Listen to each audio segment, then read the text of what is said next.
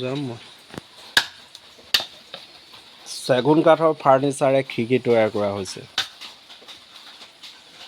আৰু এনেকৈ তৈয়াৰ কৰা হৈছে চেগুন কাঠেৰে ফাৰ্নিচাৰ তৈয়াৰ কৰি থকা হৈছে। এইটো কাৰখানাত তৈয়াৰ কৰি থকা হৈছে। এইবিলাক জীৱনৰ একোটা সা সঁজুলি, জীৱনত জীয়াই থাকিবলৈ দিয়া একোটা সা সঁজুলি। এইবোৰ দেখিছে, এইটো একোটা সা সঁজুলি। আৰু এনেকৈ দম বান্ধি থোৱা হৈছে।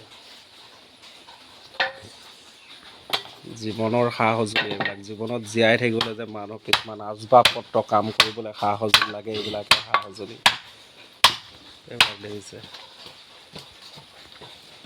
এইবিলাক সা সঁজুলি।